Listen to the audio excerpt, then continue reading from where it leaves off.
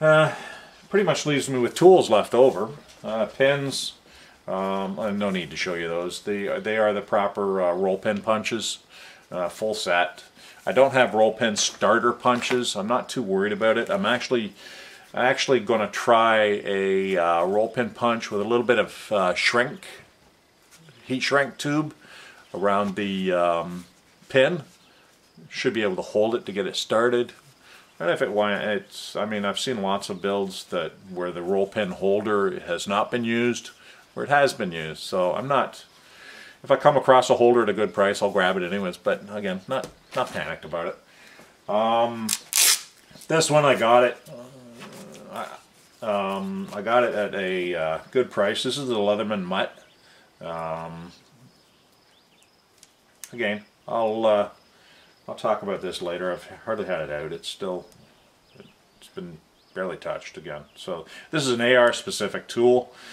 So I picked that up at SFRC. Again, a good price. A lot of these parts I actually got when the American dollar was at par. So I got lucky. I got real lucky that way because unfortunately, as we know now, we're paying almost, what, 30 bucks on the 100, so ouch. Home Depot, a slip pin, clevis pin, what do they call it here? Clevis pin. It's a 1/4 inch by 2 inch. That's for the forward pivot. I probably didn't need it to install it, but I thought for $2, saved myself a little bit of heartache. So $2, picked up a clevis pin for the forward pivot pin install, and should work out great for me. Magpul bev block. 556. I'm hoping they come out with a slip-in piece for this, for the AR. Sorry. This is for an AR-15.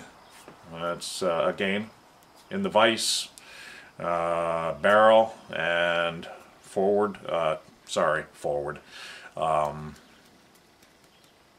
A3 mount, A3, sorry, upper barrel, locks in with your forward assist pushed against it and locked in place. So it holds your barrel, it holds the whole thing nice and rigid for mounting your barrel or any type of work or whatever else. Flip it over, you got a your magwell slips over top of that and for the vise. So, but this is for an AR-15. I'm hoping they come out soon with one, or if they haven't already, that I've just missed it. Who knows? You can drive out that pin and drop in an AR-10 into that, because I probably will be looking at a 308 build in the future. Pins for pivot pins to lock it in place when it's in the vise. So pick that up. I can't remember what I paid for it. I think it was, again, it was at par.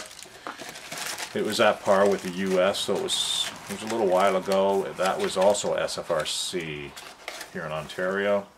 Bev block. Fat wrench. Picked up a fat wrench. Need it, don't need it. Got it. Fat wrench so I can get my settings to specific. And the main, this wasn't just for the AR. This was for my other firearms, the 300 Ultra Mag 30-06. I have a 30-30, no scope on it, but I don't need anything for that for torque. But for any scope mounts and everything else, today and in the future, done right, done solid. So I got that. Now, as I said, this is a 300 blackout build. I have my books for loading and all the rest. I do reload all my own stuff. I don't like to buy. I'm an extremely cheap individual, so if I can do it, I'm going to do it. So I began loading my 300 blackout and firing it, and some of you may question, well, your AR isn't built yet. Well, what I did was, a year ago, Father's Day, I purchased a Remington 700 SD in the 300 blackout tactical. It's in the cabinet, but anyway, so I was using it to go through my ammunition, reloading, setting, picking, choosing, powders, ballistics, Sierra ballistic, Sierra? Nosler. Sorry, my mistake. Nosler. So 2 Nosler ballistic tips. Hornady full metal. I have an FTX. I probably won't use it. The FTX, you have to seed it so deep to get to the ogive that your powder is so light, or you're compressing what's in there so heavy, the potential for creating a very light round, which is cool if you're just shooting, but for the rifle, I'm looking at hunting and the purpose of ballistic tips. It's equal to a 30-30 if loaded properly and set up downrange and all the rest of it. The big thing about the 30-30 versus the 300 blackout is, of course, the neck. This one here is sized. So the neck, a relatively straight case. The the rearward pressure coming back on the shooter is significantly less than a 30-30. I can shoot the 300 bolt action, or sorry, 300 blackout bolt action all day long and not feel it. If I feel it, it's only because I'm tired. I just love shooting the 300 blackout. Again, I haven't fired it through an AR yet, but through the... So anyways, working on my rounds and all the rest of it, I was running into a little bit of an issue, and headspace is what it was leading to. So I picked up a Wilson headspace gauge, and of course, checks your headspace. That one's nice. It's right on the money. Right on the money. Now, of course, it's a little long. I haven't trimmed this one to size. I've got a whole container over there which has to be trimmed down. This one has been trimmed down. Wrong side. Fits beautifully on the top. Beautifully on the bottom. Beautiful. And that one there, nice for reloading. It does need I can't remember if this was neck down or not. I can't remember what container I grabbed it out of. But anyways, this one, again, I cut it from 223 brass. Picked up, I think, 500 rounds. Yeah, 500 rounds from SFRC. It did a lot of purchasing from them. So, I mean, of course, it doesn't go all the way down because the neck hasn't been created in it yet. But so that needs resized and then trimmed down. So again, a dandy little tool. You can check them clean like this. You can check them loaded, ready to go. This one here is ready to hit the action. In fact, that's a Hornady brass. I didn't even know I had that.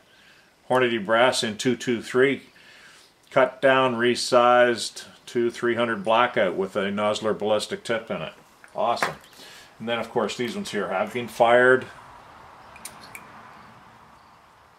Nice, nice, good to go, good to go. So that one will get used again, no problem, providing there's no cracks or splits or anything in the neck, which I'll check out. So Wilson headspace gauge, awesome tool if you're reloading. Awesome. I've heard it said many times on YouTube by so many different people. Awesome. And I have to attest it. It is an awesome tool. I will be picking these up for the rest of my rifles that I reload. It just, oh my God, the heartache that saves you. No questions or anything else. These two puppies. These two puppies are go and no-go gauges. A lot of things on YouTube. Need them, don't need them, build your own, should get them. So no-go gauges, 300 blackout. I don't know if you can read that or not. But I was on the fence, get them, don't get them, get them, don't get them. And I was in the US, so I thought, you know what, there they are. I'm going to grab them. So I did. Oh my God. Again, the case is made for different. But anyways, it slips in, tells you if you're safe on your headspace. If you're going to have any, issues, one, chambering a round. Two, when you pull the trigger on that round, is there going to be any issues? Is there going to be too much space? Is it going to where you could have a little bit of a potential flashback or pushback? Or so I was down there. I thought, you know what? It's not just me pulling the trigger. It's going to be my daughter.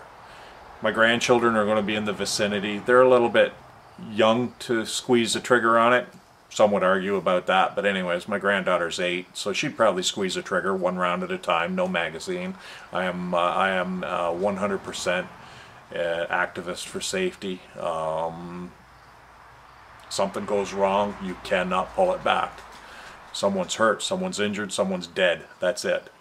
So safety, safety, safety. So I thought, to hell with it. For 40 bucks, I'll pick them up. I'm content, I'm safe, I'm comfortable, everything else. So I've seen videos on this, how to do it with an assembled firearm and with a blank barrel. Where are you? I know you're here. Just a barrel, put safely into a vise, fed in. Remove your, remove the lock assembly from the carriage bolt, and lock that puppy down. So anyways, I won't get into that today. I won't get into that. So anyways, that's my parts. That's what I have. I will talk about this stuff in future videos. And oh, one